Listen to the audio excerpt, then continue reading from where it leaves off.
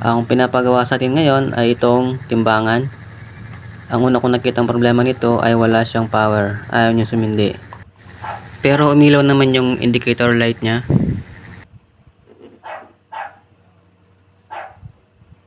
Chinek ko yung battery niya, wala na siyang power. Na-drain na siya ng todo. Ang battery nito ay lead acid na 4 volts at 5 ampere hours ang capacity niya. Yung power naman papunta sa battery ay meron siyang 4.5 volts. Yan, okay pa yung power niya. Ang gagawin ko ngayon guys ay i-upgrade ko na yung battery ng timbangan na ito. Tatanggalin ko na ito. Ang ipapalit ko ay lithium ion na. Ang isa nito ay 5,000 milliampere, 5 ampere hours. Alos parehas lang ito, 5 ampere hours. Yan. Ito tatanggalin ko na ito. Kailangan ko tanggalin to kasi ang circuit nito isa lang yung output tsaka input ng itong module. Ang kailangan ko ay dalawa para safe itong battery. Hiwalay yung input para sa charging. Yan, meron siyang input na nakasulat. Hiwalay yon. Tapos hiwalay yung din yung sa yung para sa battery. Yan, apat ang connection yan. At ito yung gagamitin kong para sa AC. 5 volts din ang output nito.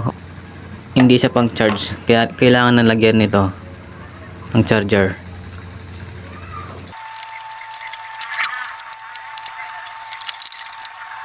Dito yung AC input. Dito ko i-connect yung kulay pula na wire. Ito guys yung 5 volts. 5 volts. Ayan. 5 volts positive, negative.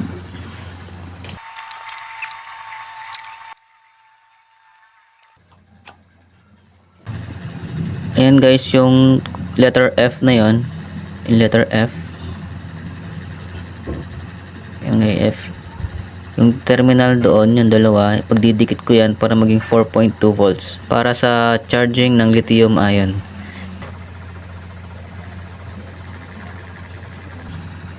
Yan guys, pagdikit ko na siya.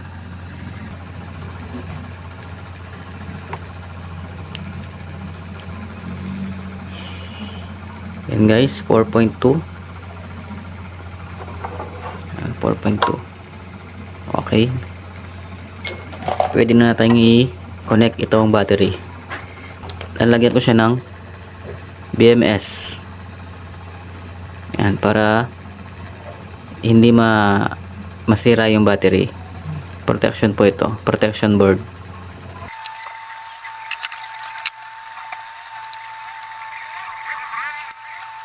Bali, ito yung connection ng battery protection. Ayan, magkasama po yung output tsaka input doon sa power, P negative tsaka P positive. Yan po yung power. As yung battery positive, as battery negative. Yan.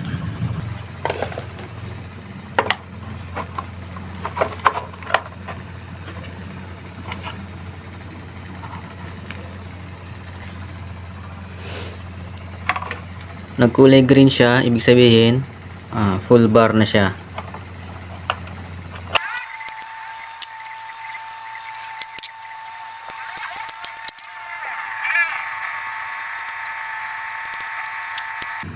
Ito na yung kinonvert kong timbangan, weighing scale.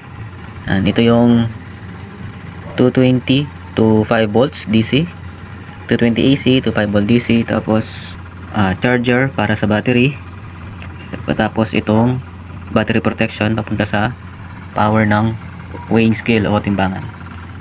And guys, pag sinara mo, makikita dito yung power indicator ng charger, kung nag-charge siya o hindi.